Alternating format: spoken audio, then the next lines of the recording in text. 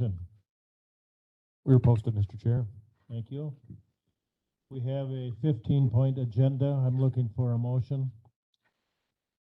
So moved. Mr. Gotchel, Mr. Manning.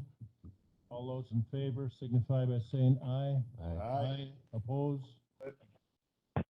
We have an agenda. Who's on the line here? Mr. Cooley. Mr. Cooey. Hi, Mr. Cooey.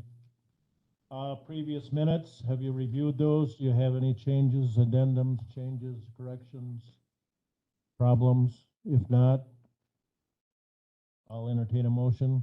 Williamson moves. Thank you, Mr. Williamson. Second by Murphy Lopez. All those in favor signify by saying aye. Aye. Opposed? Reports, 2021 audited financial statement.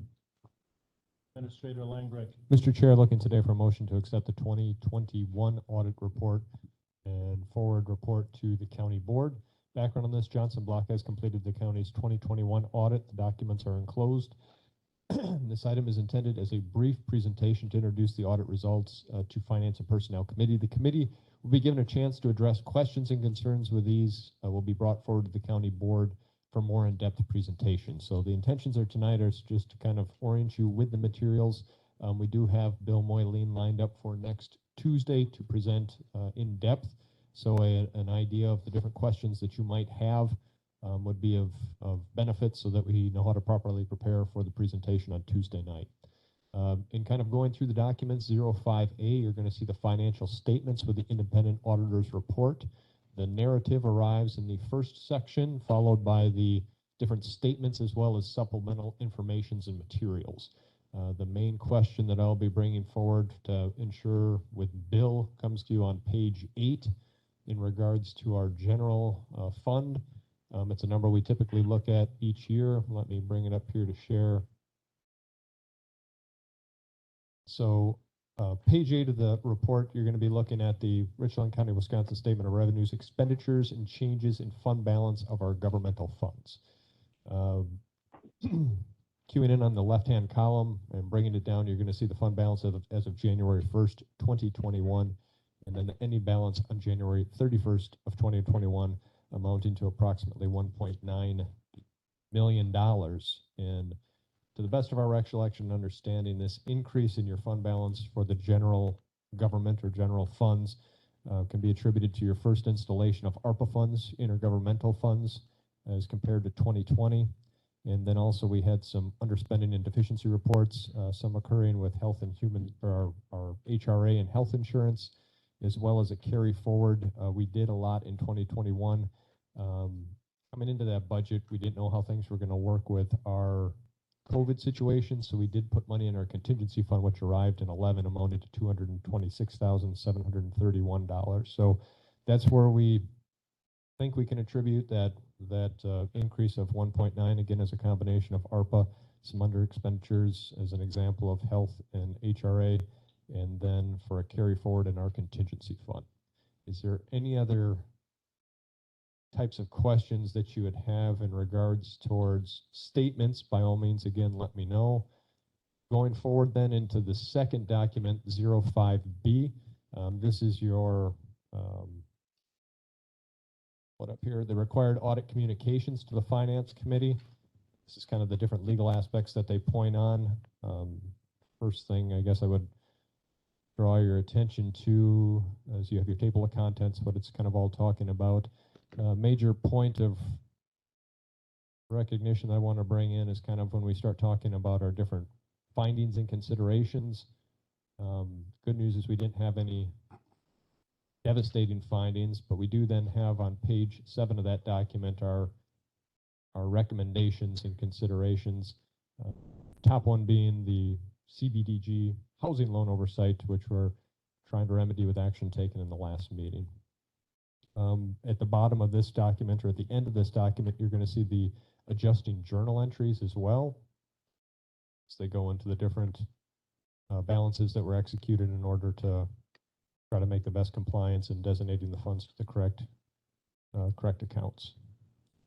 So it is a lot, certainly understand that, but if there are other questions that you have that I might be able to address tonight or to consolidate and pass off to Bill, so that on Tuesday we can have a good exchange on what you'd want to cue in on the audit report. Administrator Langrick. The $75,000 CDBG housing, you listed as an oversight, but that's the money that we found recently. Realized it was there. Well, I think it's probably listed best as an oversight, and having oversight on it with it being managed by the housing authority. Yeah. It still is it's still ours, and so it's been an audited type of thing, but there's been existing concerns through the past several audits on we need to wrangle that in and have ownership of it, or a better finely tuned system for managing and keeping oversight on it. So the actions that we're going to try to execute with bringing those back in to use for purposes of continuing the relationship with economic development in 2023, or using it towards a housing initiative in 2023, kind of solve this one matter of it. Okay, thank you. This is a report only. We don't have to take action on this, but Steve. Yeah, Mr. Chair, the one question I had, this additional communication also mentions that they had a separate report for Pine Valley, and I just wondered if we might get a comment on any significant finds there.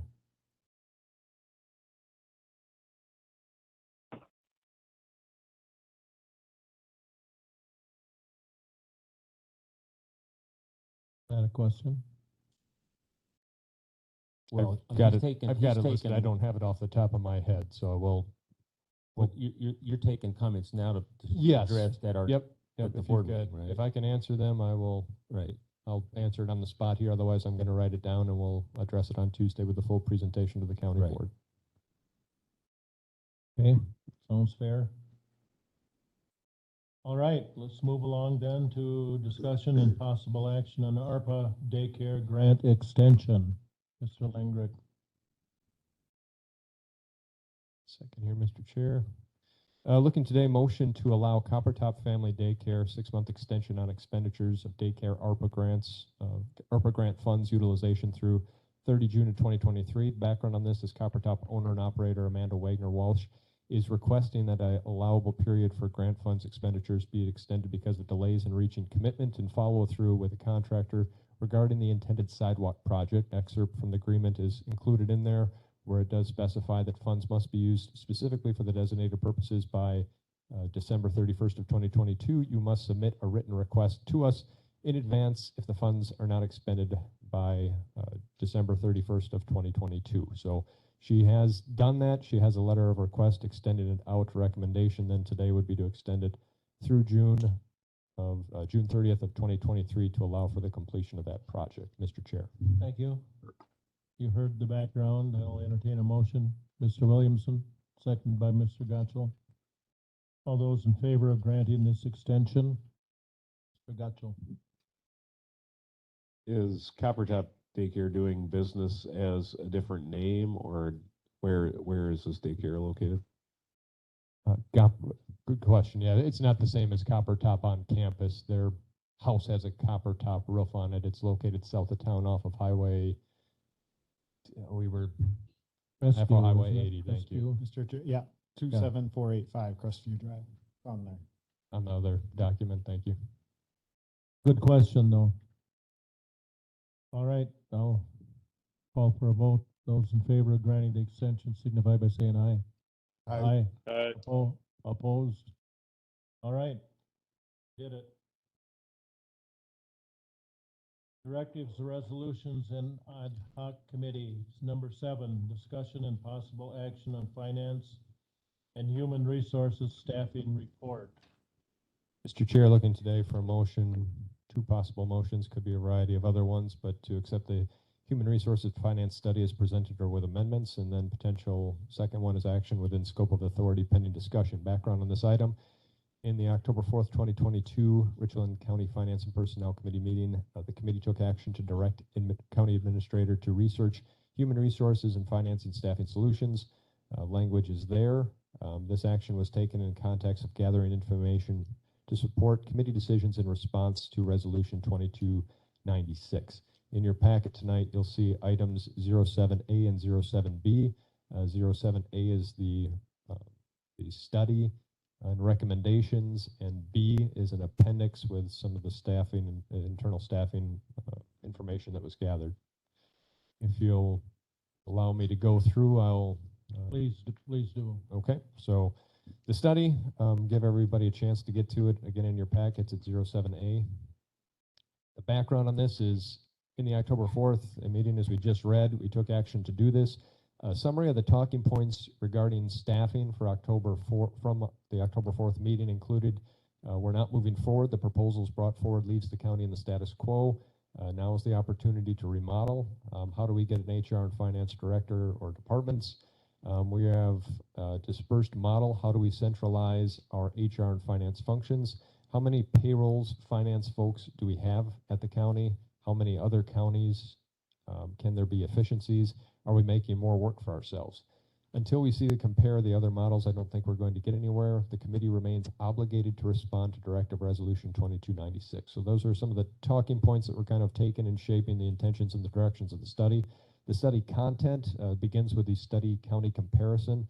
The methodology, we'll take a look at it here in a minute, but we'll kind of go through the geeky details just to kind of put context to it. So the comparison methodology that you'll see in Appendix A for county demographics comparisons. The counties appearing in that Appendix A were selected for assessment based on the 2022 financial expenditure comparisons provided through the Department of Revenues. Consideration of operating skilled nursing facility were the two main items. This method of selecting a comparison tool was utilized to match demographics representation of financial activity as well as service support required to maintain comparable county functions. Responses were received and assessed that were conducted with Lafayette, Grant, and Monroe counties. Written questionnaires were solicited to their administrator, HR, finance officials, and telephone interviews were conducted to further help understand their staffing levels, systems, and structures. The second part of it, the county position comparison, in Appendix B, you'll see then the different comparisons laid out.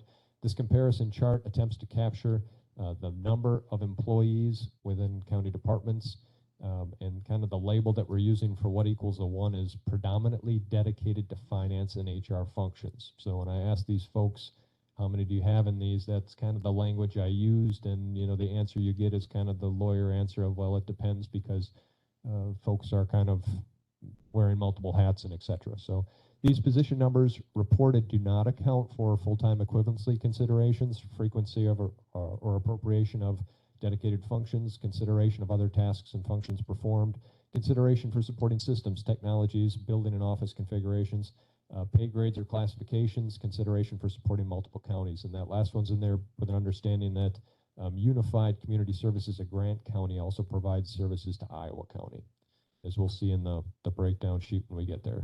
Limitations on the inquiry. The inquiry and assessment data presented is based on the responses to the following questions. So I'll let you read these to save you from a few minutes of my nasally voice. So these are the questions that were sent off and then followed up with a telephone interview, 1 through 6. Narrative on supporting systems. So responding counties reported that they are operating on the following enterprise resource planning systems.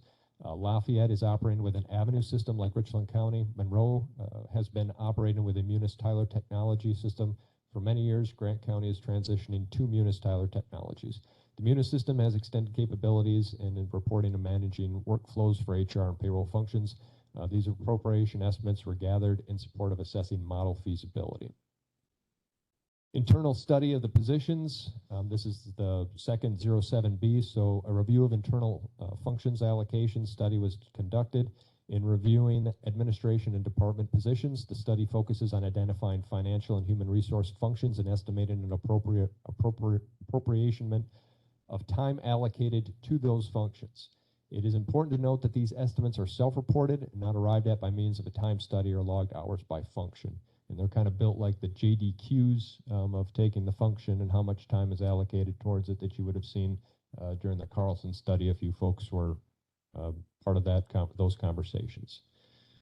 Appendix C, which we'll get to then, is the model building. The following model elements were built to satisfy the goals of the study. These models were built by the county administrator with counsel from selected department heads. The preliminary plan was solicited to impacted departments to discuss feasibilities, obstacles, concerns, and advantages with their staff. The model elements of consideration include our current staffing levels, HR department focus, finance department focus, and then both HR and finance. Model assessment, so then what was put out to departments, they were asked to review the models with their leadership and staff to provide feedback on feasibility, obstacles, concerns, and advantages. These questions asked, the questions asked to respond to were as follows. We asked advantages. What advantages do you see in the changes being initiated? B, concerns and disadvantages. What other concerns and disadvantages do you have if these changes were initiated? Feasibility in regards to moving or reducing positions and HR finance functions in your department. Can the law service hours and responsibilities be absorbed by other positions? Please describe the displacement or reductions. Obstacles. What other obstacles or challenges would be created in your department as a result of these changes? Conclusion and recommendations. Let me just kind of stop there. We're going to go forward then into the review, the actual models and appendixes and all that. Then we'll come back and hit the conclusion and recommendations. So forwarding into page number 7, if you're on a PDF or Appendix A of the document. This is our demographic comparisons then for the county. You're seeing it laid out then by financial expenditures and other finance uses of 2022. Now there's a list also of disclaimers when you're going to this website on how these numbers are reported. There's variances on how counties are reported. So this is just a benchmark figure on financial activity, if you will, taken from a common source of the state. In with that then too, though, we factored in counties that are operating a nursing facility. We reached out to Lafayette County, we reached out to Vernon County, Lincoln County, Grant County, and Monroe County, with responses coming back from Monroe, Grant, and Lafayette County to compare. Moving then into the comparison of those counties on Appendix B of your document. I'll try to blow it up here so we can see that. That looks horrible because the publisher of this used black ink on blue background for the top line there, but so we have it broken down here. You'll see on the left the department name. You're going to see then the 4 counties, us being the first, followed by Lafayette, Grant, and then Monroe, and then you'll see it kind of by office configuration. So with administration right now, we have 3, Lafayette with 1, Grant with 1, Monroe with 1, and then so on for the different offices here. So the next with the finance office, we know we're not operating with a dedicated finance office, but this is what it looks like for the other departments. Monroe runs heavy in finance because they have a lot of their folks from departments that have finance functions are centralized.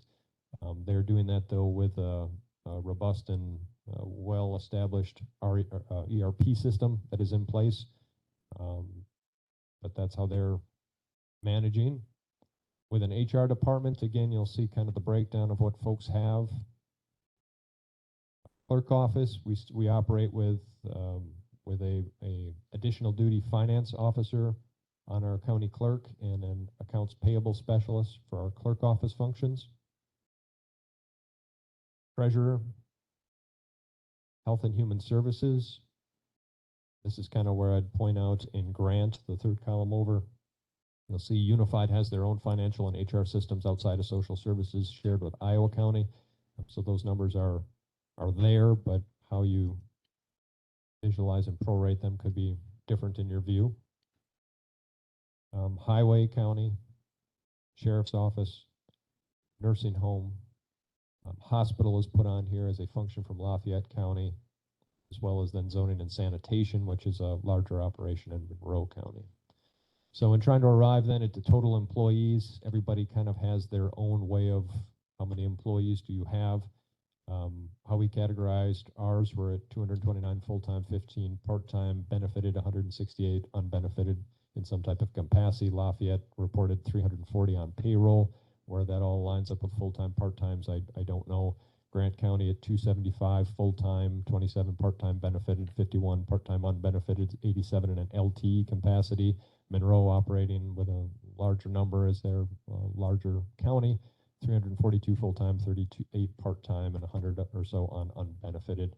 systems are there, and then again, I have some assumptions built in here that people are not strictly on an FTE type of capacity, does not account for other functions performing on behalf of the department, does not account for other counties or funding sources that may be procuring revenues for those sources. Is there any questions that you folks have with the county comparison study before we move on? Mr. Chair. Yes. Mr. Langrick, the county clerk functions, is it safe to assume that what we have labeled here is accounted for in other positions in other counties, or should we draw another conclusion there? Presumably, I would be at the same point of finance officer functions are being handled by finance director titles that they have on theirs, and accounts payable,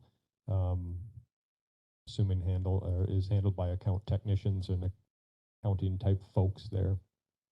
I would have to ask specific if that wasn't the case, but that's what my assumptions would be. Yes, Mr. Carroll.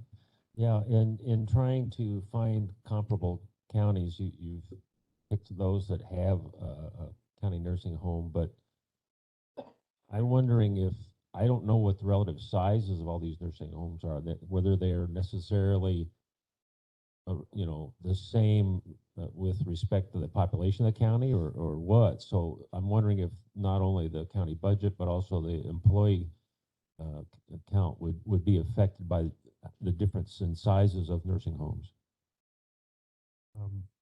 I don't know how it relates to their population and what their bed numbers are, but certainly the more employees you're adding, the more administrative functions and time you're adding towards it, as well as financial activities. But again, I premised it on utilization of financial activities and then who's operating a nursing home to try to bring that into our comparison pool. Mr. Chair, Yes. we do have some of that information in the referendum committee's public information report about number of employees, not for all these counties, but for Grant, I know for sure, and a little bit of Lafayette County data on nursing home employees and their census. Right. I'm just saying, I don't know how much that would impact us in our comparison. Whether we need to look at that a little more, or if it's not going to affect the number of people doing these functions.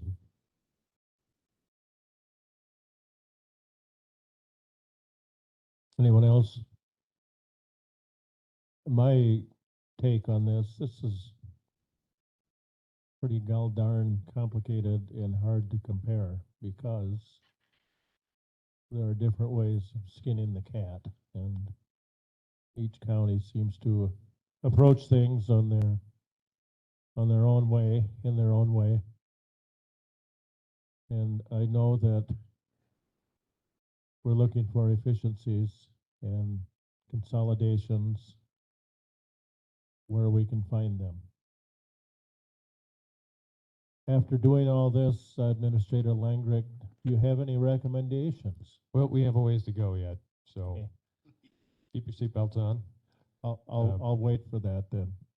So then moving into Appendix C here, you'll see now the model building. The first one arrives at how do we centralize human resources.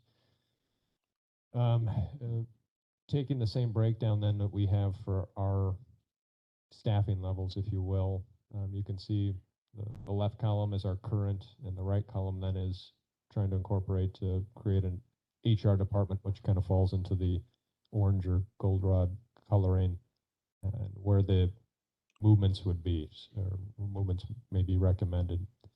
So we'd be taking administration and removing the payroll and benefits position from there, adding it down, adding an HR director position, and eliminating two full-time equivalency type positions out of health and human services, with the expectation that the functions in a created HR department can cover down on the HR functions of those reduced FTEs out of that office. So this ends up being a total net reduction of staff across the county, but as we'll talk about in a minute here, it doesn't relate to necessarily addressing the other task, though, of responding to reductions from our budgets in response to Resolution 2296. Elements with this option, so centralizing human resources. With this option, the focus is on prioritizing and centralizing an independent human resource office and functions. To accommodate this, human resource director position would be created. Payroll and benefits position would be assigned to HR director. The HR director's primary functions would include recruitment, orientation, benefits administration, FMLA administration, employee handbook, custodian, management of employee records, secretary of finance and personnel committee, pending the clerk's approval and a backup to payroll functions. To financially accommodate this for this addition, in an effort of meeting the goals of financial reductions imposed by Resolution 2297, the reductions of health and human services staff will be made. The HR functions of these positions will be transitioned to the HR office. The non-HR functions of these two positions are visualized as being absorbed by other HHS staff.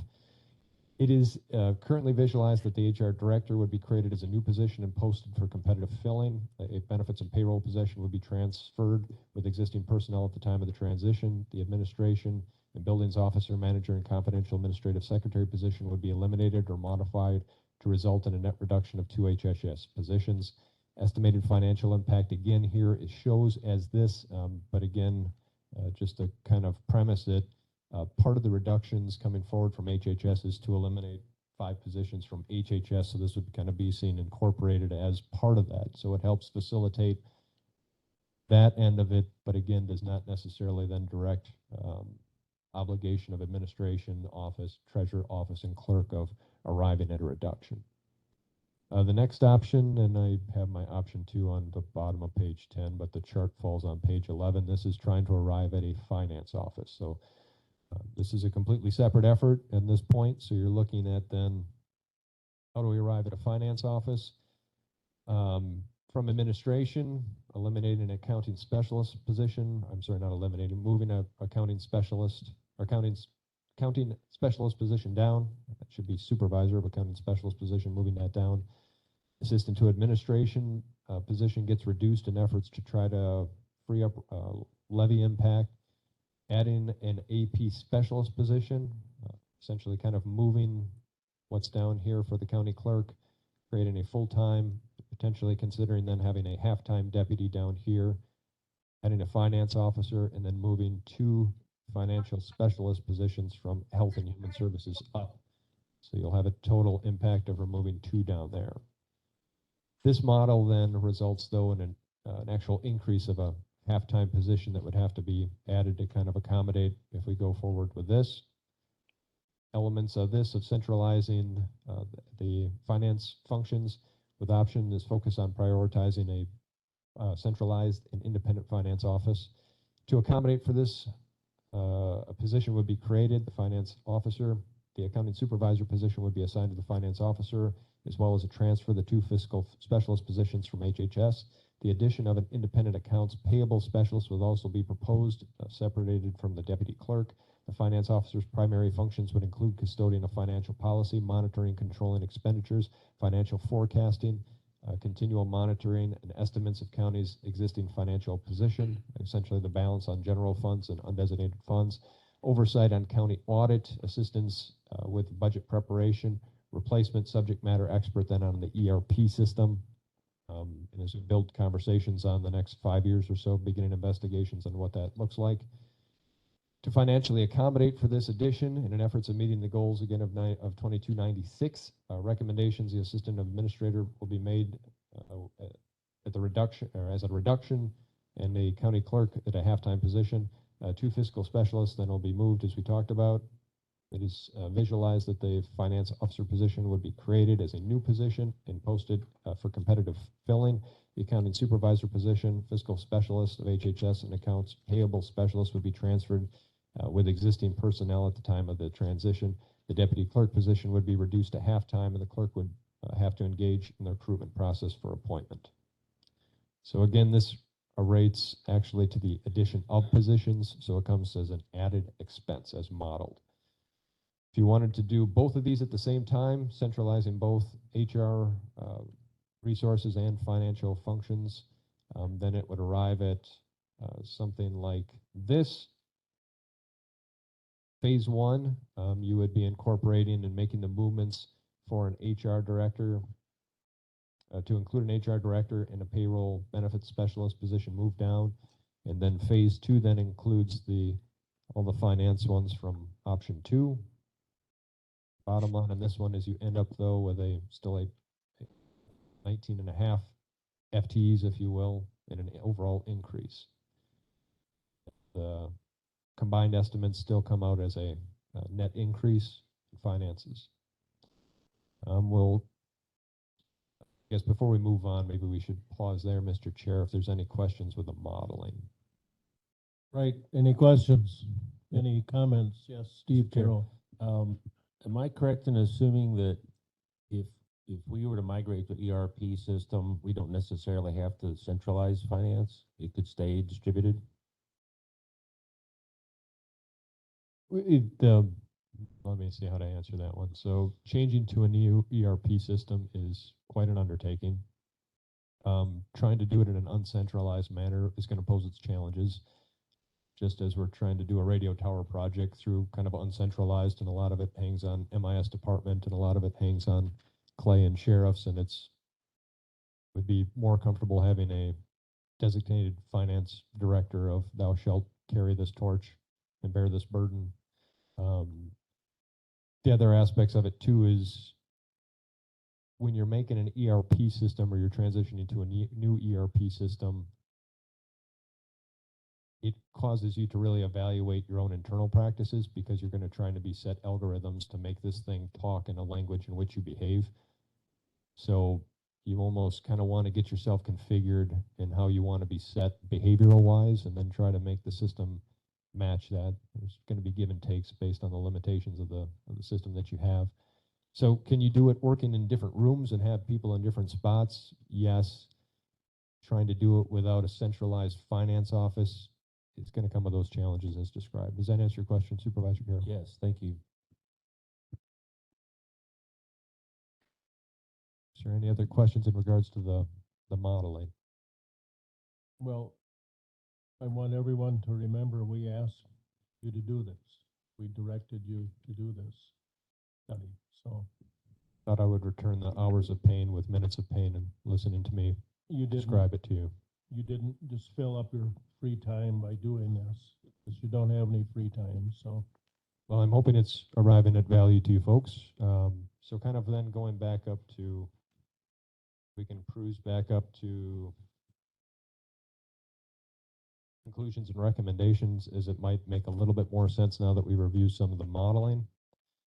So the responses from HHS are included below in Appendix D, and after we get through this, I would recommend we take time to kind of talk with Tricia on the different concerns that she has and she'd like to bring out from that memo. A summary of the responses from department heads are as follows: advocacy for the most efficient model that would best serve the county's needs and budgetary considerations going forward was a point that came up. Concerns for how the centralization impacts, one, the daily interaction between current department, HR, and finance staff; two, the location of record storage and accessibility for departments; and three, HR and financial staff availability to department leadership. So essentially, they're accustomed to interacting with each other in the daily right now, as well as then if these things are stored in a central location, what all records go there and what accessibility would the department have and ease of trying to get those records back for conducting business that they need to do, as well as then what kind of availability would the department have in interacting and getting information with that centralized office. It is hard to speculate until a new model is implemented and the individuals in those roles begin to modify services, was a response back as well, which I thought was fair and should be kind of touched on again. County needs to invest in an ERP payroll system that can better support centralization, was a comment that was made. How would we justify adding more administrative leadership positions while considering reduction in other departments' functions and staffing, which kind of is in response to, of course, many of the conversations we're having across the committees and departments. Concerns that we don't lose improvements made in recent changes made to the Office of and Functions. Should there be consideration to merge a clerk deputy and register of deeds deputy position? While the line is drawn, where is the line drawn in an us versus them nature of people? will displace positions in hourly hours, hold alliance to service support of HHS in departments or the priorities and convenience of centralized office. And this is kind of my way of trying to express a couple different thoughts that were made of, if we centralize these people and now they're working for a department head, and we're trying to then say that that centralized office is going to cover down on HR functions and finance functions from other departments, are we going to hold true to those expectations of doing that, or is a centralized office going to start having its own priorities and conveniences and not responding to those sets of expectations? I agree with the many concerns posed and the many advantages envisioned in the centralization. The goals of centralizing our HR and finance functions are challenges, as systems and process will have to be changed, behaviors modified, and systems updated. Challenges of operating efficiently, synonymous with lean, lead to denser appropriations of primary functions and leaving less availability to cross-train without use of overtime. And while departments continue to cross-train in efforts to continuity of operations, our departments operate more and more with blurred position descriptions and many overlapping duties covered by team or department efforts versus individual efforts. The ability to plug and play become more challenging. We have many finance and HR roles that are also taking on dedicated department-specific functions and leadership roles. Additional considerations and talking points included reduction in HH staff would currently be seen, as we talked about, as fulfilling a reduction of 5 positions in response to 2296.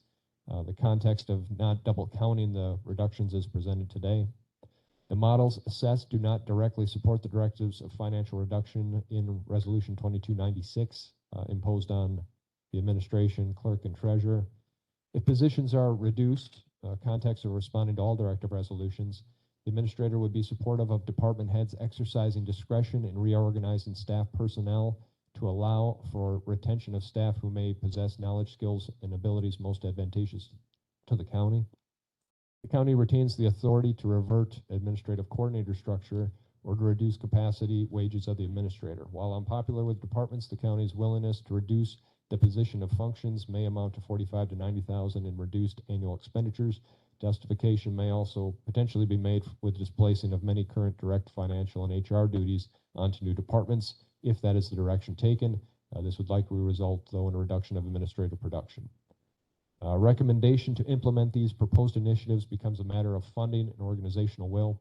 The initiative promises short-term strife with hopes of long-term gains and efficiencies, consistencies, and controls. The initiative would also support the exploration and posturing for a new ERP system.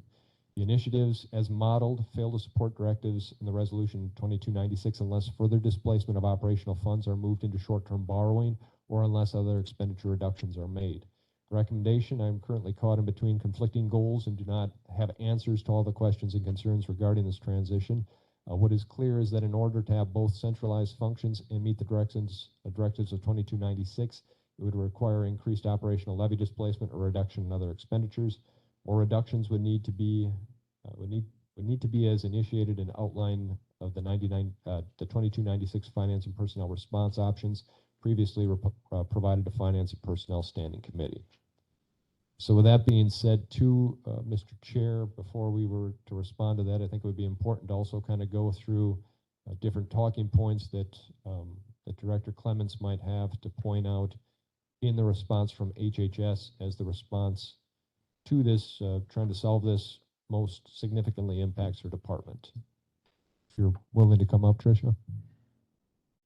Mr. Chair, can I ask a couple of questions, or Yes, yes, you may. ask one question and point one thing out before Ms. Clements goes? So my question is, who do the lower level HR and finance positions report to in those other counties? Are they reporting to their department head where they're located? Like, you know, say there's a bookkeeper in the highway department. Do they still report to the highway commissioner, or do they report to the finance director in those other counties? Do you know? Did you come across that? I would have to investigate that. I think I know, but I would be speaking out of turn without teasing that out again. Okay. The other thing is, in those other counties, those 3 other counties, on that chart,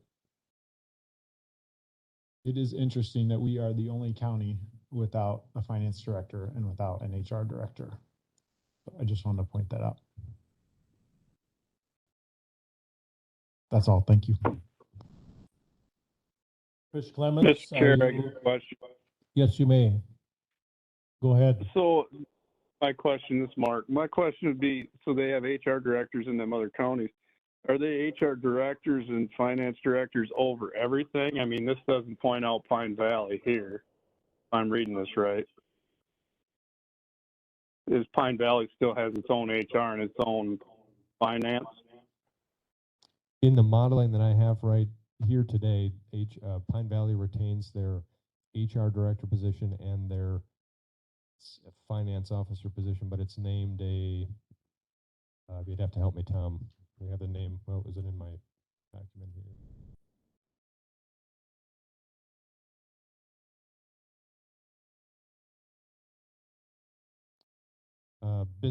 Business office manager position. Yes, they would stay, but there are. I think our HR director out there also wears multiple hats on some different nursing functions as well.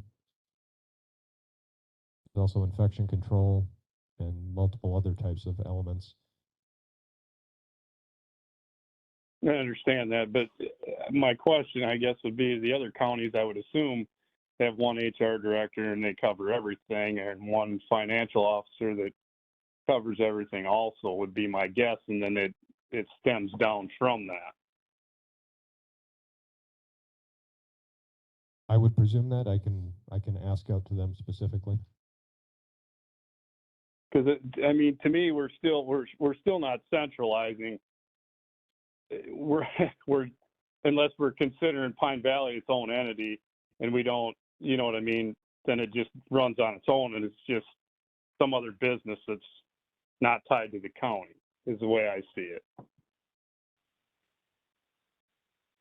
I can speak from my experience in Greene County, and when they stood up their HR department, they did dissolve their HR director or coordinator position to make capacity for it. So then I started and then added a HR assistant position. Out of Cheyenne's 35 hours a week, I would say well over 20, if not 25, are dedicated yet then to fulfilling their Pleasant View type of hours, as well as my time and trying to fill Pleasant View hours, which is okay. But then it also then calls the question on you, are you displacing expenses out of your proprietary, your enterprise operations with general fund dollars to pay for that, unless you kind of bill them for hours that you're doing centralized, became another talking point. Doesn't necessarily mean it's a showstopper, it's just a talking point that comes up then of using general fund dollars to subsidize more functions out there, as well as the time and the responsiveness. Anecdotally, Tom mentioned that their HR director recently came in for interviews at some hour of the morning. Tom, was it 5 o'clock in the morning they were interviewing, or 3 o'clock in the morning? So again, multiple times that they're having to try to accommodate for the hours of 24/7 type of staffing with limited availabilities. And again, those are not, I'm not saying those to showstopper types of things, but as consideration points, and why when I built this model, I didn't include those in this, in the models that were presented today. Understood. It's just that some of us live in a world that's 24/7 also, and we function with one HR department and one finance department and all the above. I guess that's all I'm looking at, and you may have to. I don't know that you reduce positions or anything, but they're different. They have different duties, right? So you create an HR department. Well, the HR director takes care of HR of the whole county. Tom may have, that person may do split time now, but he may still need that person to do the other half of that split.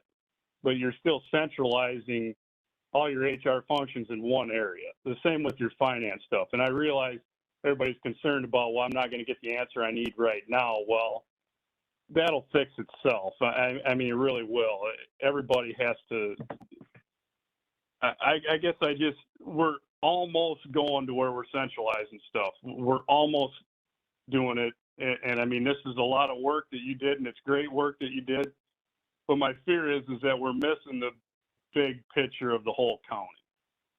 Unless we're just going to you just almost can't even, you got to set Pine Valley off to the side, and it's just a different entity altogether. But I don't know. I guess that's just my thoughts. The work is great. You've done a great job of that. I don't have any question about that. I'm just concerned that we're missing a bigger picture here, and maybe that's what we need to look at. That's all I got. Anyone else? We're gonna let Tricia talk then. Go ahead.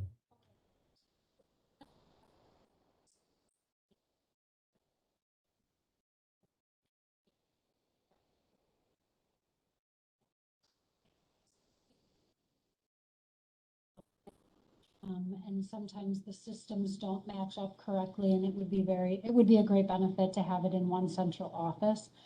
I think that would improve the process. I think that would make it simpler. I think by one office looking at everything, all of the decisions will take all steps into place, and it'll be an efficient system. Consistency across departments would be another great reason for having a combined HR department. Sometimes I hear that, well, this department's allowed to do it, well, that one's not allowed to do it. So I think if there's one central place to go to ask those questions and get guidance from, I think that will be helpful. Advantages to centralized finance, honestly, right at this point in time, I can't wrap my brain around how that would look. Our fiscal specialists are currently paid out of certain pots of money. And if they do other duties that don't take into consideration those programs, I don't know where those funding sources will come from. It's possible that it could be made to work. I think there's just a lot of time that's going to need to be put into that and really dig into what are the duties, how are these positions funded, because we have to remember these positions aren't 100% funded out of tax levy. And so if there is a position that goes here and they're doing duties for the sheriff's department and there's no levy in that position, there's going to then have to be potentially a levy brought into that position or some of their funding brought into that position. If they're doing all HHS related duties, it'll be okay. If it's those other duties that are brought in, it might create some challenges. Concerns that I have with the HR department, we will be losing 2 employees and giving up less than a position of work. It'll be very important that those duties remain separated then. So what HR finance or HR payroll duties that are going to be in that department need to remain in that department. Currently, there is a huge spreadsheet that's done that breaks down the wages, breaks down the funding sources. All of that is brought to here and then entered into the system. And so we wouldn't have the ability or the time or the staffing to be able to do that. So I think if this does happen, we need to be very clear in advance who has which duties and making sure that that's stuck to, because we won't have that staff, the additional staff to help with that. I think the other piece is, kind of with the HR department, not all of those 2 positions that are proposed to be transitioned over are all levy. I really would request that we are able to, and I think Clint's shared this, that we be able to have that discretion in which positions would go. We can give up 2 to 3 positions in this transition, but it would be very difficult to give up the 2 positions that are posted. I believe that you can give work down, or you can give lower work to higher positions, but it's really hard to give supervisory positions to the rest of the staff if they aren't in that level of, like the confidential admin assistant and some of the duties they have. It's a confidential duty because there are information that goes through her office that needs to remain confidential.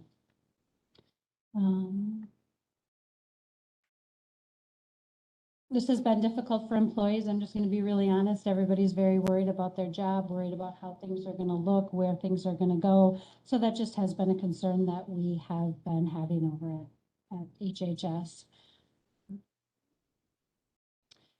If the 2 fiscal specialists go with the finance department, that takes potentially 4 positions out of our administration and finance unit. That leaves us down to 6.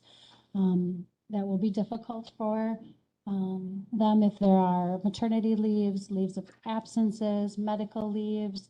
If we have an open position, then that leaves even less workers in those units. We can make it work, but it's going to be difficult. That may lead to delays in, people might, when they call, might get the voicemail. It might take a little bit longer to get a couple of these things done. The other thing is some of these duties that our support staff currently do will be given to the program staff. And so the social workers might be doing some of their filing, billing logs, and those things might be completed by, some of the billing logs are completed by the therapist, some are not. We will be transitioning to have them all done that way, just for the sake of efficiencies, because we know there are these changes coming. But I think we need to remember that it is taking duties that were with somebody else and are going to be on a different worker.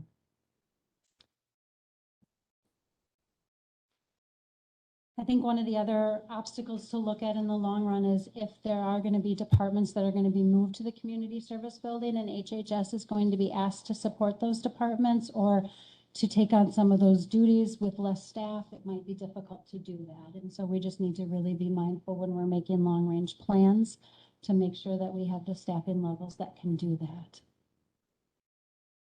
Any questions for me?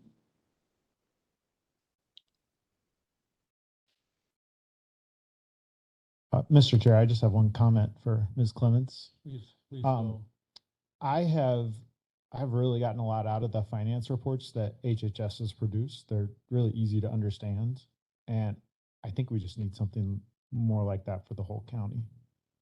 So just a compliment to your staff. I know it's a difficult time, but I also think there are potential people who probably could fill that role even if they weren't working just for HHS. I think they could fulfill that role for the whole county. Just my impression, and I'm not an accountant, and I'm just saying from where I sit, those reports are some of the easiest to understand. And a couple of questions for Mr. Langrek, one question, one comment. So one comment is, I noticed that no other nursing home in these other 3 counties has an HR director. Whereas we have an HR director, and under all your proposals, I think you left the HR director in our nursing home. So it's just something that jumped out to me. And then I'm just curious about, and I'm kind of leading with that question, why did staff only get pulled out of HHS and not out of other departments? I just wonder if there might be a middle ground somewhere. Here, just the model you went to, and I'm looking at that model. I don't know which one I'm looking at. There's 3 models here, but where you pull staff out of HHS, it looks like you're pulling 2 staff, leaving those 3 fiscal specialists at HHS. I guess am I looking at the centralizing the human resources? So I'm just interested to know, how did you make that decision? So kind of on multiple different levels. The first one in regards to looking across the counties and kind of looking at where we're falling with our staffing for health and human services functions on those positions in relation to the other ones. The other aspect of it was taking a look at the different, not going to go too in depth on here, but trying to look at the different allocation hours of where all the different hours fall for appropriation amounts in the internal study on item 07B. Third element included understanding that there was directive cuts for health and human services as well, and understanding that we're kind of geographically at the moment located across from them. In looking at other departments, and we talked about nursing home already, but it did not appear that we were too off base with, say, highway or sheriffs or treasurer type of function. So it looked to be in line in conversations with the other counties, kind of stated to the effect that they do keep those types of folks at the department level for purposes of being able to support daily operations and inventories, etc. So those are the different elements that kind of came into the decision of putting this model together. Does that answer your question? Supervisor Murphy Lopez.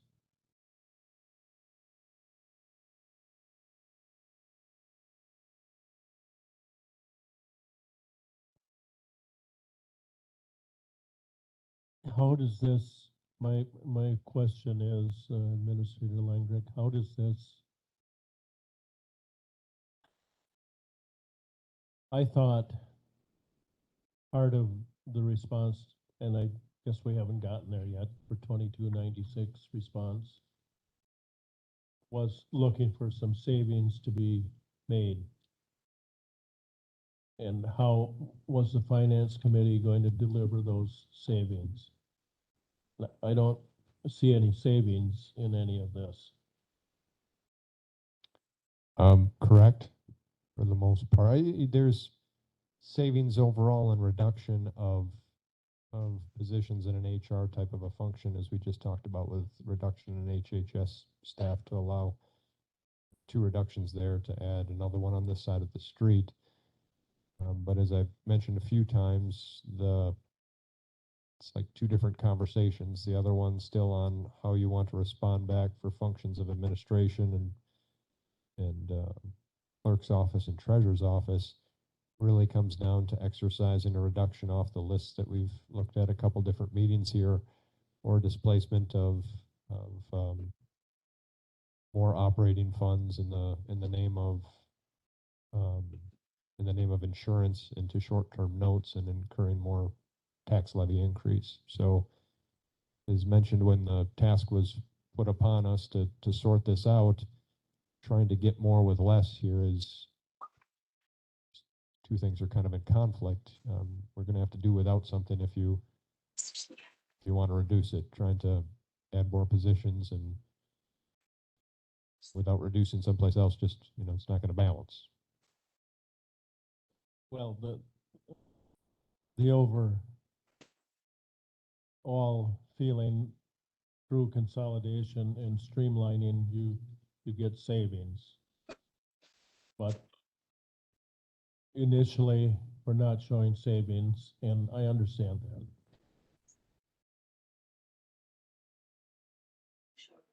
Anyone else want to comment on Mr. that? Chair. Mr. Carroll? Yeah.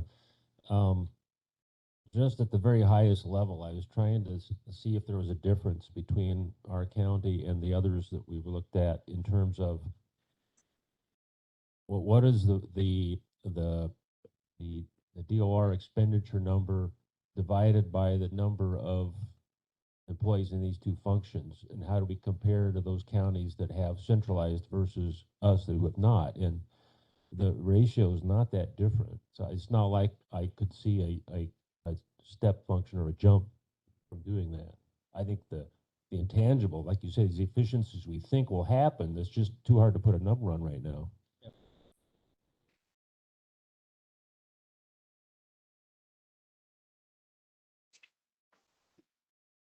Mr. Chair, Yes, Mr. Cooey. I guess where it comes back to is I think the other counties have centralized everything, and we're not centralizing everything. That's why you're not seeing a change or a reduction. I mean, basically all we're doing is combining all the other operations of the county, which are done half-time, part-time, whatever right now. And I'm not picking on Pine Valley by any means, but I'm saying we're not centralizing the whole county. We're only centralizing part of the county, and that's probably why you don't see a reduction. And maybe there isn't a reduction, I don't know, but we're not doing the whole thing. We're just basically just moving around what we currently do and trying to centralize half of it.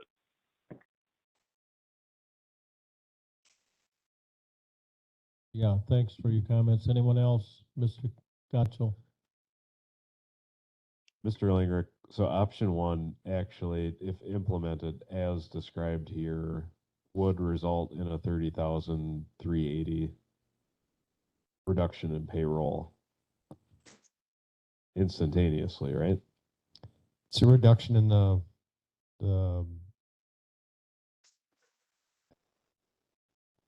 yeah, so trying to do the HR focus and taking the positions that would be reduced with the added position of anticipating a estimate again, there's a reduction of about $30,000 of estimated payroll.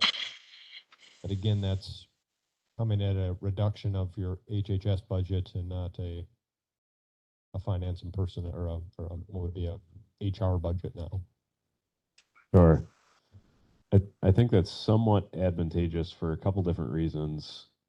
The monetary value, even though small and relatively speaking, but I do believe an HR director gives us some continuity, some equity that we're severely lacking in the county. As a board, we spend a lot of time deliberating one-off situations that we probably don't do the best job treating equitably and fairly.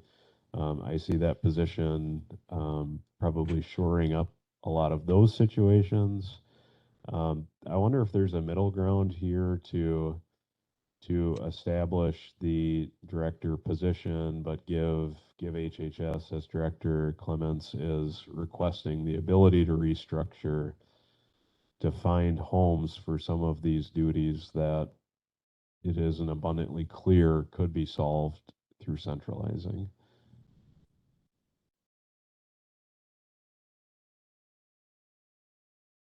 Thank you, Mr. Gotchel, and I will comment that you used to have that job, Director of HHS, so I put great value on your comments and thoughts.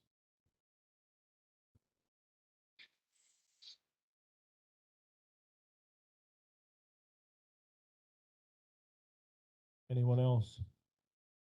Mr. Chair, I guess I'll just throw out some things just to try to keep the conversation moving. I'm not sure why we would keep an HR director in our nursing home when those other counties don't have one. If we would have an HR director, this is to Mr. Supervisor Cooey's point. That's not quite making, I'm not quite hearing an answer for that. The moving of fiscal specialists, I think, is this under the, which one am I on now? Centralizing both HR and finance functions. I see under that option, you're moving 2 fiscal specialists out of HHS and up to, moving them up to finance. I would, and I don't know how this, I guess I'm curious to know how this works in the private sector, but I know I've seen in the public sector before, you might keep the fiscal specialists in a department, so they're there with the staff, but they might report to a finance director.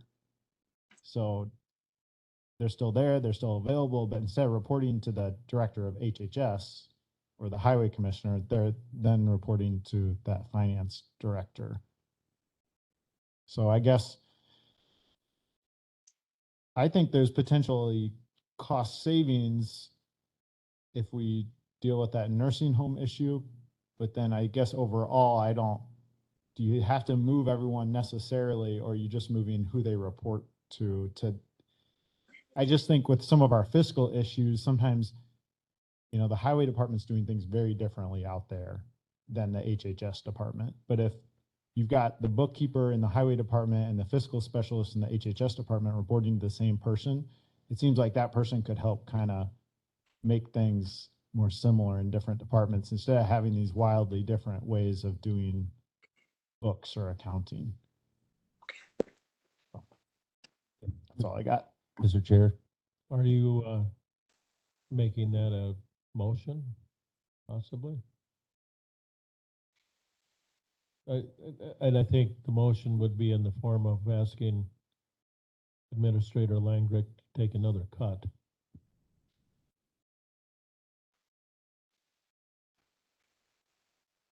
I'd love to hear what other people Certainly. think.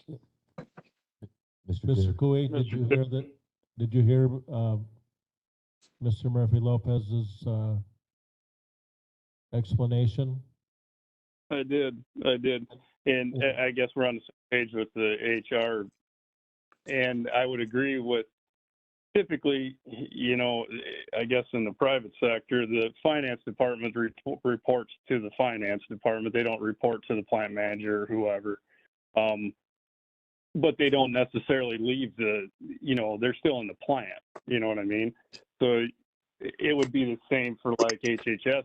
I would agree with that they would have their financial person there, but that financial person would no longer report to director of HHS. They just report to the finance department, because I'm sure that there's billing and all that stuff for whoever that, you know, whatever they're doing, that billing can be charged to X, whatever, you know, they have revenue sources that come from the state and come from the federal government, and doing that work, you know, can be charged, is my understanding.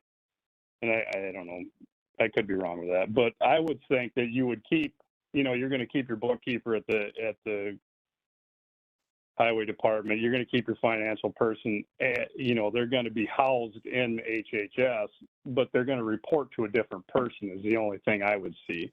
That's what would make sense to me, but. Okay. But I do agree that we need to have, and I hate to ask Clint to do more work, but I do think we need to look at taking that HR department and making it whole, and taking the financial department and making it whole for the whole county. We can't just leave Pine Valley out on its own. I think if you're gonna see the gains, I think that's where you'll see the gains. You may still have people that are in them buildings as a specialist or whatever they may be, but I think we need to centralize and then change the reporting structure and go that route. Anyone else? Okay, well, we beat this thing to death now. If a I while. can just clarify on that, just so to make sure I'm in the right spot, we kind of have a couple different talking points there. We're talking about then, as relates to Pine Valley, in making that whole, is the vision then of reduction in positions, or having those positions report to a central function, for clarification's sake? Well, I would say you have to look at it as, okay, so if I'm going to make a HR director, I don't need two of them, right? So that would be a reduction in people, in my opinion. And as far as the finance, I don't know how they are financially. You know, when you go to a financial director, you wouldn't have two also, right? You would only have one.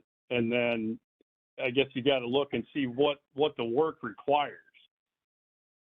I mean, what it requires now, we know, but is there, in my opinion, there would be two director positions instead, you know, so you wouldn't have a director of HR at Pine Valley and a director of the county, and you wouldn't have a financial whatever person, head of finance, in both places either. You'd have one head, but you still may have, you should be reducing staff in some way. That's all I can see. Right, there's two positions that I can see right. And I'm just looking at it at director type level, or a head of HR in Pine Valley and a head of HR in the Thank county. you, Mr. Cooley. Mr. Murphy wants the floor here for a second. Well, Go I ahead, was just Sean. I don't know if Mr. Cooey can see all these, but in the current system, the way we have it set up for our nursing home right now, we have 4 people. We have a business office manager, a billing specialist, payroll person, and an HR director. Then if you go to Lafayette County, they've just got a finance manager and a finance coordinator. Nursing home, they don't have any HR people there, but they do have 2 finance people. But then you go over to, what's the third column? Is that Grant County? Grant County, they have 1 HR payroll person, and they have 1 finance person. And I know they have bigger census count than we do. Remember looking that up. And then over in Monroe County, they have 3 accounting managers and a billing person. So, and an AP HR orientation onboarding person. So they have 5. So I just wanted to, I don't know if you can see all those, but that's how it's laid out right now.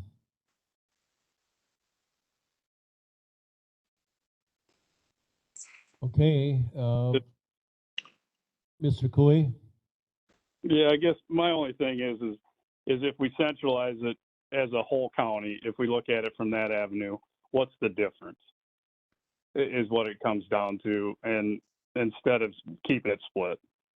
And I think it'll be more advantageous head count wise if you had one central, you have a central HR and a central finance. But I'm just going by what would make sense in my mind. It may not be that way. Administrator Langrick, can you do further research for us and report back? My notes that I have here is to look in Pine Valley to include it in the HR and finance consideration for reduction or centralization on how that lays out. Looking at other counties, do their HR finance folks report to departments or to central? Looking for a middle type of an option with HHS, and have and also then considering to have our HR and finance folks report to centralized departments versus department heads. Yeah. So I think we don't have to take any action. We'll continue this as an agenda item. Further discussion, further research. Thank you, everyone, for your thoughts.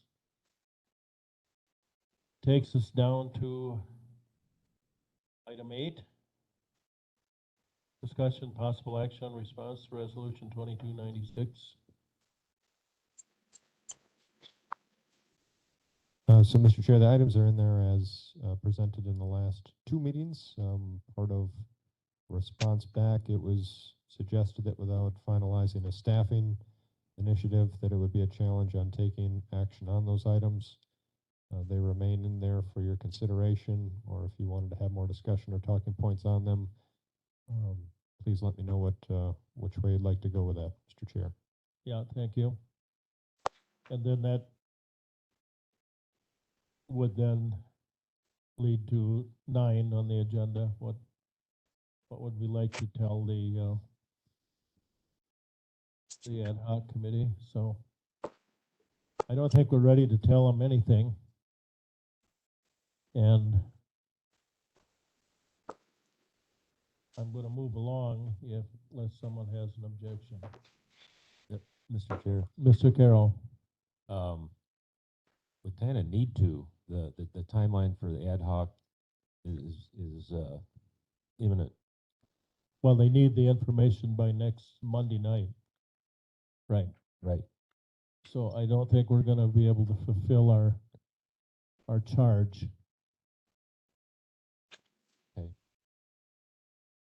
Mr. Chair, can we just go over can we have Mr. Langreich just remind us of what his recommendation is for how to meet the reduction?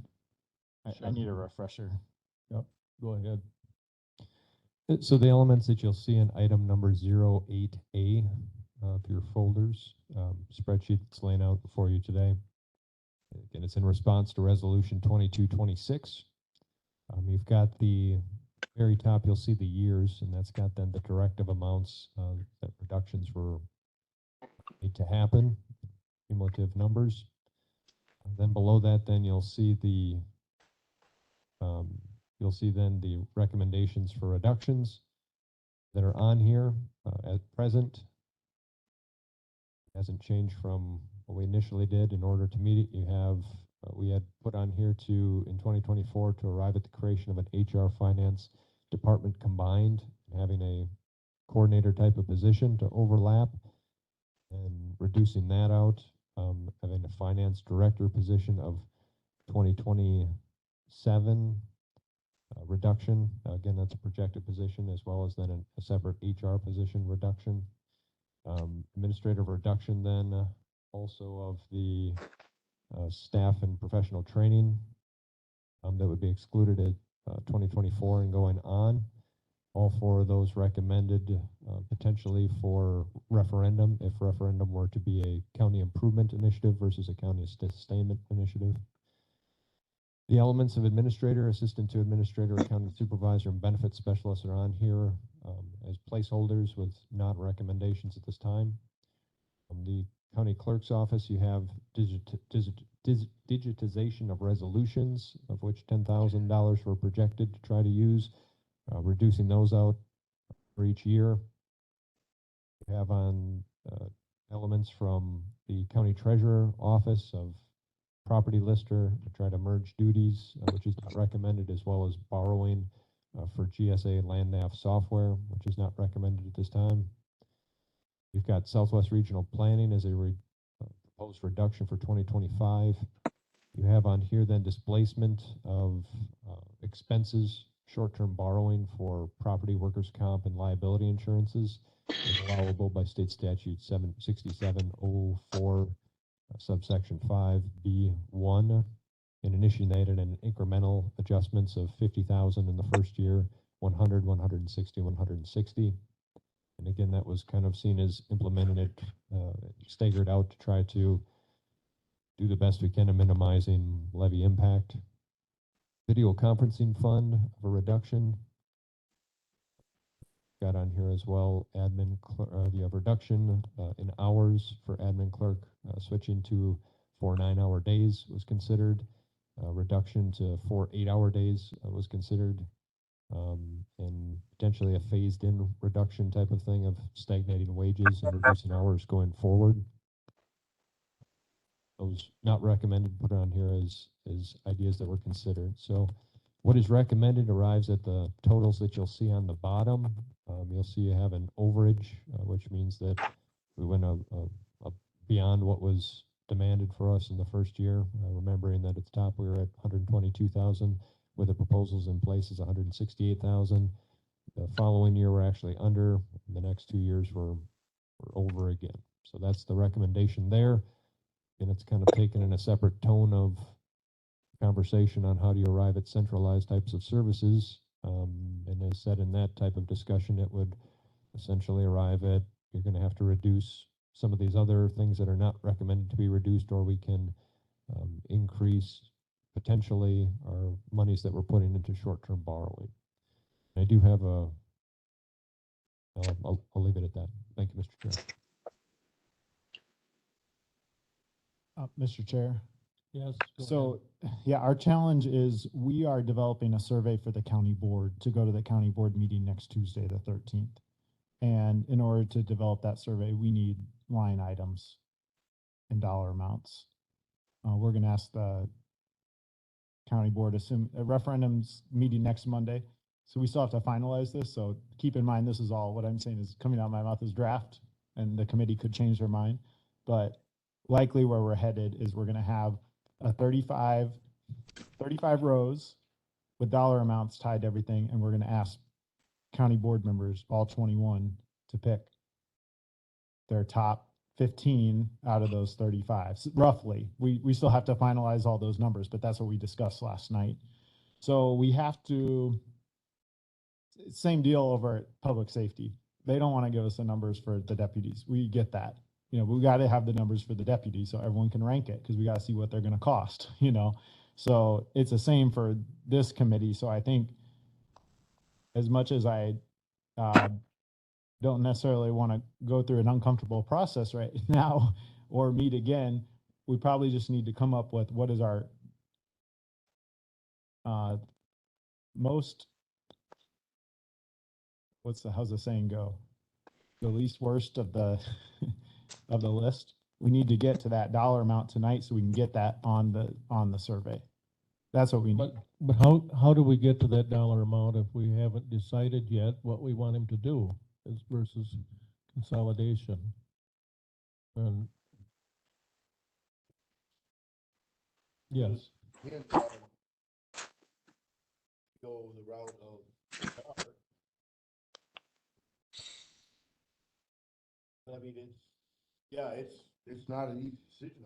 I agree with Sean. I don't, but you guys are charging forward, trying to get to the end zone to get there because you have deadlines.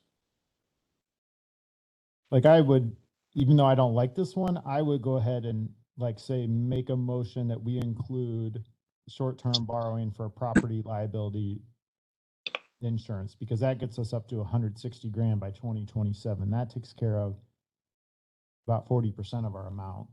I think where it's gonna get a little harder is getting the rest of them. But I think we just need to pick the least worst of the list. So I'll go ahead and make a motion that we go with that row on the table.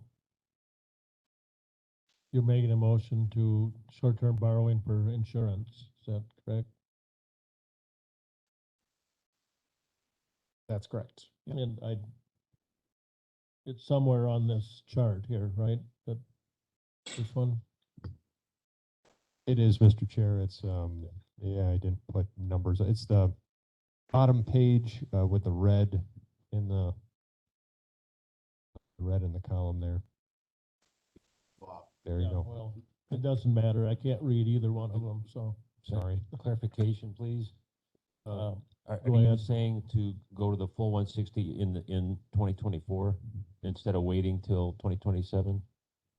Oh, I don't know. Was it partial earlier or I don't, not The following that. proposal on the form would be 50,000 in 2024, 100,000 in 2025, 160,000 in both 2026 and 2027. What's the total amount available? Total amount available when I did this calculation, which I think is off of previous years, was 461,000 of funds that are going out for premiums towards short-term, or for, I'm sorry, for property, workers' comp, and liability insurance. Well, I guess, the easiest way probably to do it is just to pick that line and move it up to our overages. But what I don't like about that is that I really think we need to see if we can get some savings from consolidating some of these HR and finance functions, and I don't want to let that fall by the wayside. And I think we need to show that we could bring some savings from doing that to reduce that. The only number we've got is $30,000, right? That from HHS savings, which is already included in their response to 2292. Is that correct?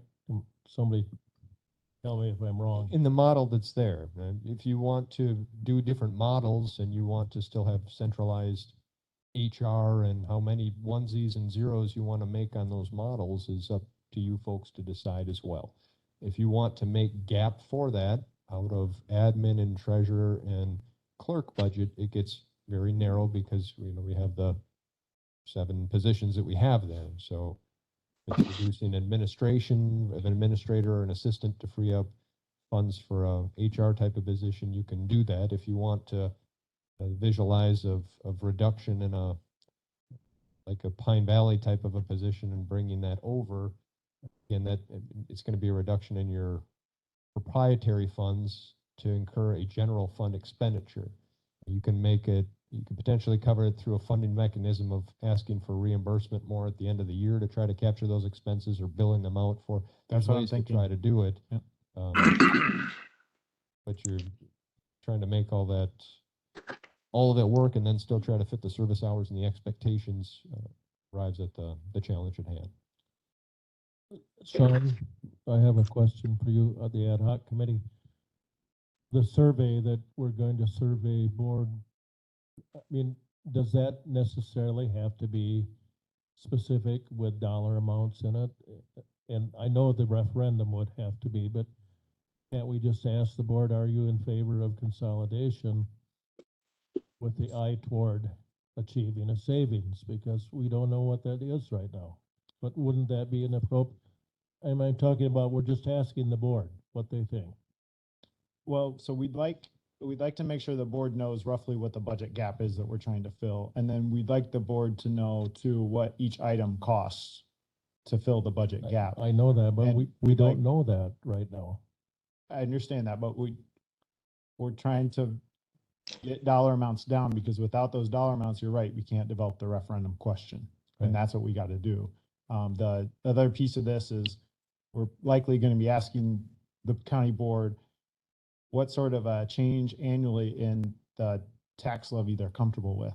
And we got dollar amounts laid out for those. So if county board members comfortable with 5% every year, comes out to about 2.2 million by the time we get to 2027. That covers almost half of our gap.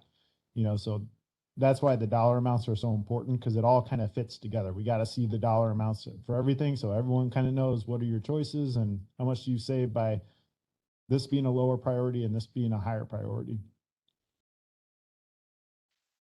Mr. Chair.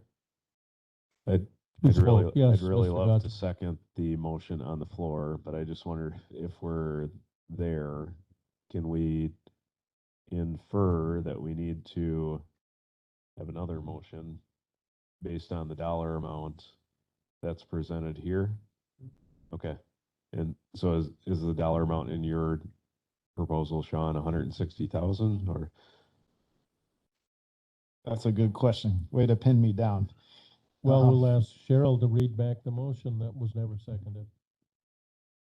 Well, I'm trying to think of what I said here, and I don't know if she's gonna know what I said, if I don't know what I Well, said. Clint had a summary too. I didn't write down you have the motion. It was, you were looking to take action on approving the displacement of operational funds to short-term note borrowing for property, workers' comp, liability insurance, in the amounts of 50,000 for 2024, 100,000 for 2025, 160,000 for 2027, and $160,000 for 2028. For 2026, and 160,000 for 2027. That's if you were making the recommendation based off of document 08A. And then Mr. Carroll asked a question that led me to that column over on the left that says we have 461 grand to work with. Yes, at that time I did have Clerk Kalish just today say, can you check premiums of what we're anticipating are now in the books for 2022? Our workers' compensation was $327,000, $327,690. Liability was $196,894. Property $37,264. Auto collision comprehensive 17,000. Commercial crime 1,650 for a total premium of 581,000. I'm going to get there, Steve. 581,285. Again, looking at your state statute that allows this, it's out of 6704 subparagraph F. It points to risk management services followed under the state statute 611.11 subsection 4. Under that, it says any member of municipal association, municipalities, or both may organize municipal insurance mutual. So it's describing what municipal insurances are, and that states workers' compensation insurance, liability insurance, risk management services, property insurance. So that's what we're looking back as to affirm that this is by state statute, because again, this is not an overly exercised type of initiative. Several departments that I've been talking with plan on executing this and using this potentially in 2023, as well as institutional placements and kind of exercising this clause of state statute, but there's not a history on it ever having been challenged or case law that would say that you're not going to be able to do exactly what it says here at face value of the statute. Is that a long enough answer for you, Mr. Chair? Yeah. Mr. Chair. Yeah. So the total, what's the total, Sean? Okay, so I'm looking at the top of the chart. I was looking at the bottom of the chart, but I realized those are your totals, and sometimes they're overages. And so those aren't the totals from the resolution. The totals from the resolution are at the top of the chart. That is correct. Yes, underneath the 2024, 2025. Okay, so Yep. the dollar amounts we need are 122 in 24. We need 243 grand in 25. We need 299 in 26, and we need 383 grand in 2027. So, I mean, the numbers don't have to be, I wouldn't say totally exact, although we need to be zeroing in on those as ASAP, but we need some rough numbers tied to these. So what, and this is kind of to your point, Mr. Gotchel. So what if we did like, what if we roughly said we're looking for a savings of 100 grand out of HR and finance consolidation? And that we still expect something around that level to come out of that consolidation. And then what if the balance of it came from short-term borrowing for insurance? So I'm thinking, and I can read figures if you want me to keep going. Yeah, keep going. Okay, in 2024, we need 122 grand, so 100 from HR finance and 22 from insurance. In 2025, we need 243 grand, so again, 100 grand from HR finance and 143 from insurance. In 2026, we need 299 grand, so 100 grand from HR finance, and we need 199 now from insurance, short-term borrowing. And then 2027, 383 grand, our ultimate goal, 100 grand from HR finance, and we need 283 from insurance by that year. So my motion is to adopt that as our least favorite of, our most favorite of the list that we don't like. I think we have a motion on the floor right now and second. So are you amending your original motion? I mean, I don't think anyone seconded We my don't have a motion. second. we don't have a second, so make your motion any way you want to then. So that was my motion that I'd like to make now, if someone wants to second it. Mr. Chair, said another way, it's these amounts at the top of our spreadsheet here for 2024 through 2027 minus 100,000 that we will be coming up through centralization of HR and finance. Is that right, Sean? Okay, I'll second that motion. All right. Motion and a second. Everyone understand? Question, Mr. Chairman. Go ahead, Mr. C. Mr. Langbrecht, you mentioned that this provision in the statutes also allows for short-term borrowing for institutional placements. That is correct. Well, no, let me back up on that. The statute reads that it can be used on the next document here. Can be used to comply with court order or judgment. So it depends on the specifications for some of our institutional placing, but if it meets that criteria of a court order judgment, then that seems to suffice for other expenses that you can put against short-term borrowing. Does that answer your question, Supervisor Seaton? So the possibility of short-term borrowing for those applicable purposes is not precluded by this resolution. No, I don't think it even addresses those. Well, I know, but would it be precluded if the issue of short-term borrowing for those applicable purposes that referenced by Mr. Langrecht, would that be precluded by this resolution? Not in my opinion. Anyone else want to take a shot? I don't.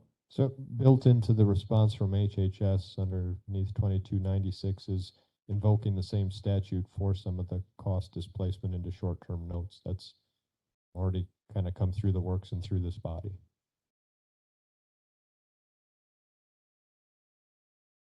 But another way of saying it, we could still borrow for court-ordered institutional placement. Yes, there's no limit of one or the other, or Right. It comes down to the check and balances. How much tax burden are you willing to then put on? And remember that with our short-term note system, like we're doing right now, it does come down to a 3/4 votes of those folks seated. So it does make each budget a little bit more challenging as the more you put into that, because if the 3/4 vote on notes were to fail, just to stop a budget requires a majority, but to stop then short-term notes would just require essentially a quarter vote against it, if you will. Mr. Chair, Yes, Mr. Carroll. question for Mr. Langrick.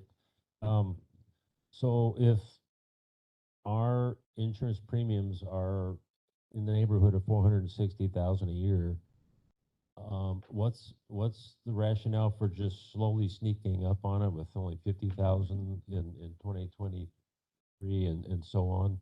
Explain that. So again, that was the idea of incrementally increasing that, because those are going to, cause a bigger significant impact to your millage rate or your tax base.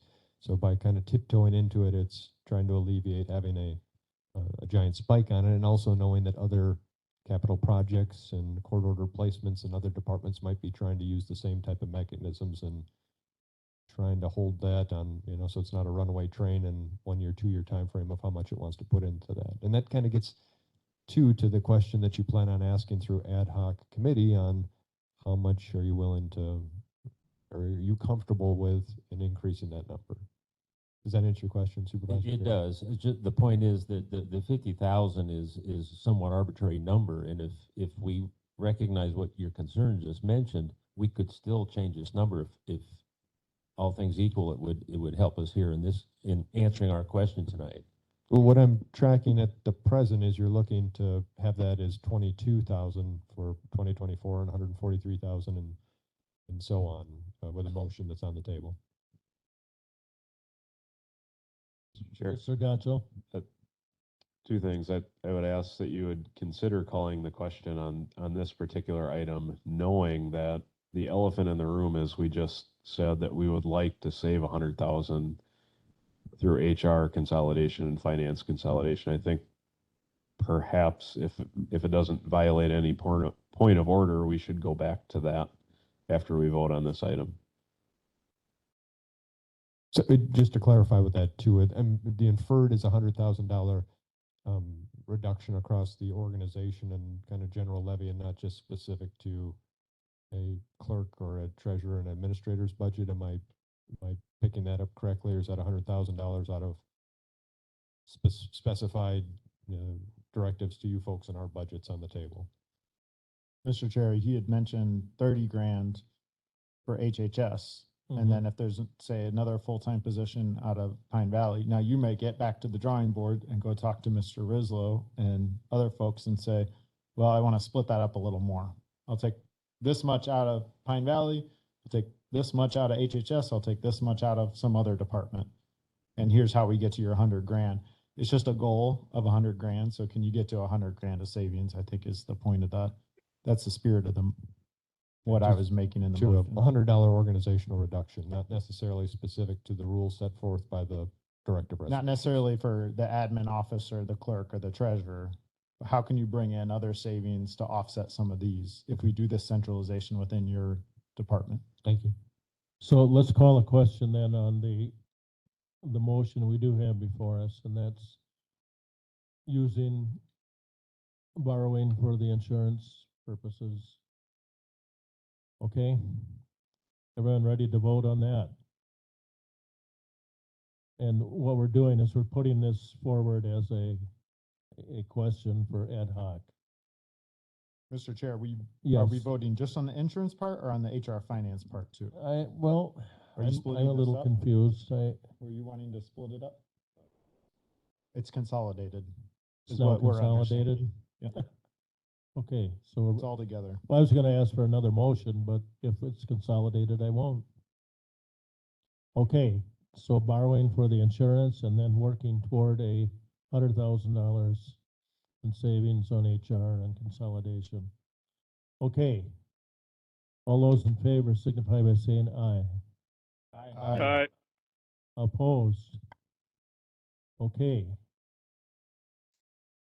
Accomplished something. Not sure what, but we accomplished it.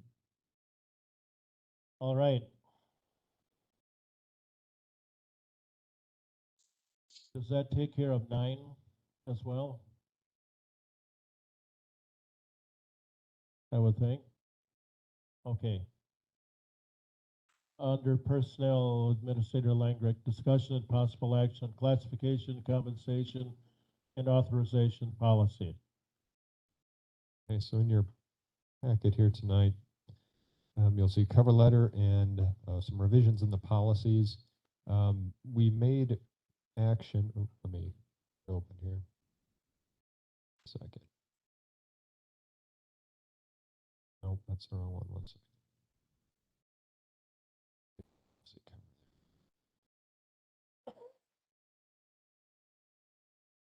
So we took action.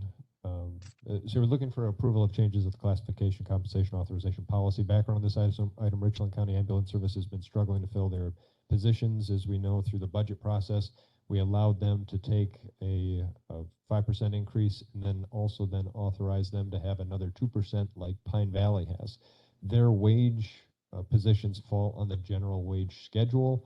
which make it a challenge. In Pine Valley, we allowed them to do a 5% cost of living increase and then a step on that.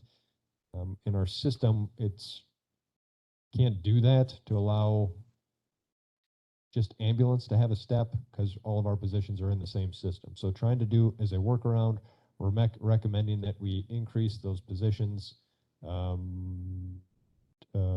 We're going to increase the starting step to a 3 and after probation to a 4, and then at a 2-year up to a step 5 to try to do a workaround to try to accommodate for the EMT positions to still get the nature of the 7% increase.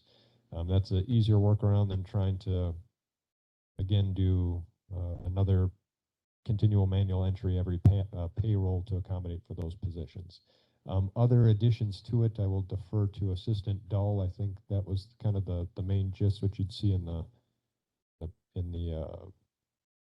wage schedules. Is there other changes that we need to discuss and talk upon in a minute, Assistant Dull?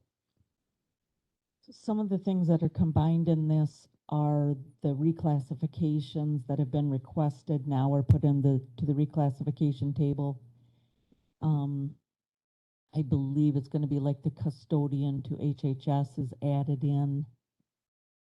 Pine Valley has a position added as step M in their class. It's the only M, I believe, in there. Oh, yeah. And one, yes.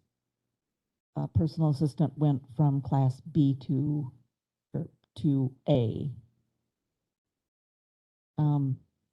And then the table there reflects the 5% increase. So these are kind of the cleanup elements of what we'd taken prior action with through the budget process, as well as the previous changes that we had to it to try to make sure we have it sealed up as we go forward into the next year so that we can get it all into the computer in anticipation of the payroll, which will start in January. Mr. Chair. Thank you. Mr. Murphy Lopez. So I see that we've reduced the number of authorized staff in HHS, and I'm looking at regular full-time, adding that with contract lease, that is 69 now. Those two numbers together, it used to be 75. Are there any other changes to the number of authorized staff in this chart? I believe Pine Valley adjusted some of their numbers as well. And what are the changes? How did the totals change? Are we going up in employees, down, or what are we doing? I think it kind of worked its way across the board, but let me bring up the old one.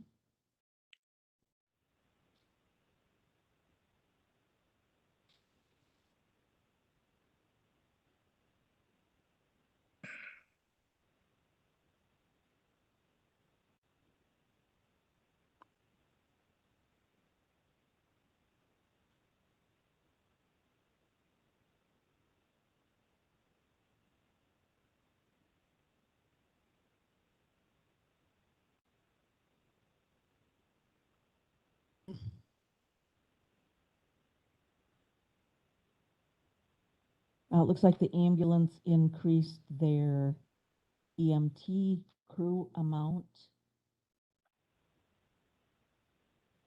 I think that went up 2 people.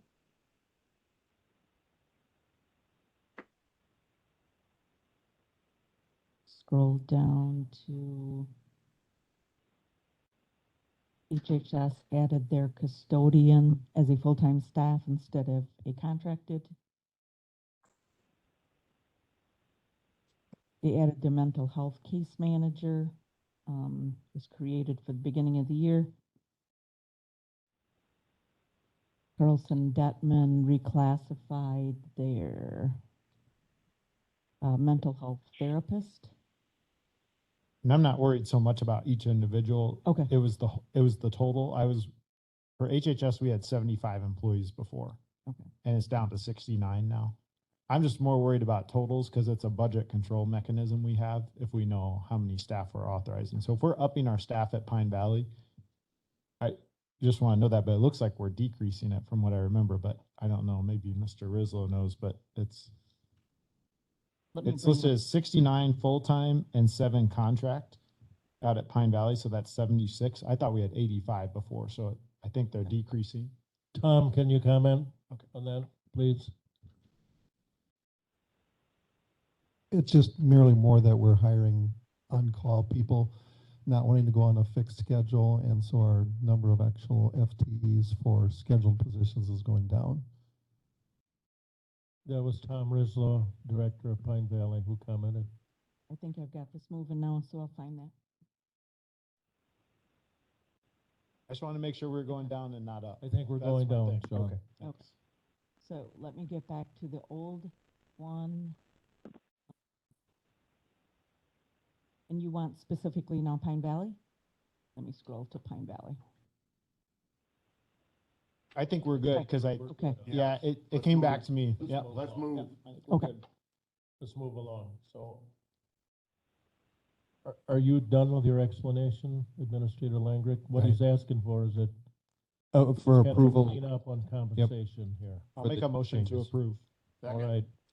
Motion to approve and second to clean up on the compensation. You've heard the details. All those in favor signify by saying aye. Aye. Aye. Opposed? Nay. Now.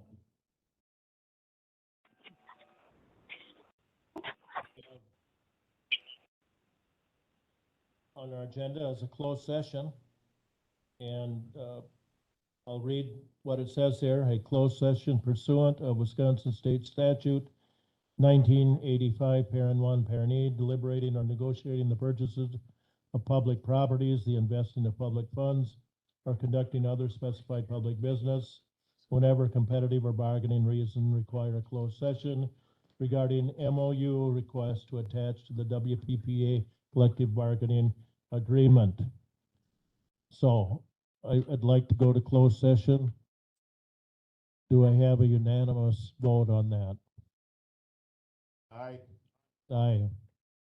Okay, Aye. so we won't have to take roll call then. Yeah, I suppose I That'd be do. me making that motion. Thank you, Mr. Williamson, second by Manning. And now apply all those ayes to that, Cheryl. All right.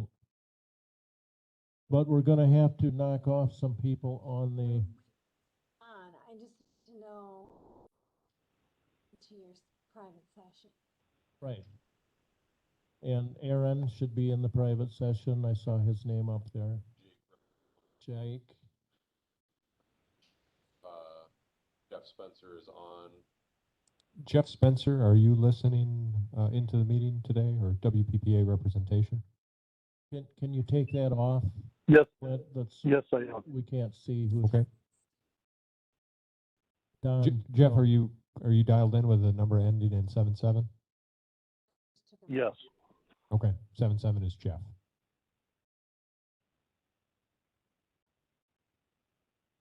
Barb's question was whether Don could stay on. That'd be Chair. Goodbye, Don. Mark, Well, a point of order, any county board member may attend a closed session.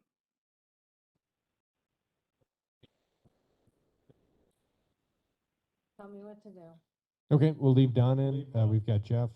I'm in. We've got Mark, Aaron, Jake Rucknell, and I think we are set. If we can confirm, Barb, that we're closed up.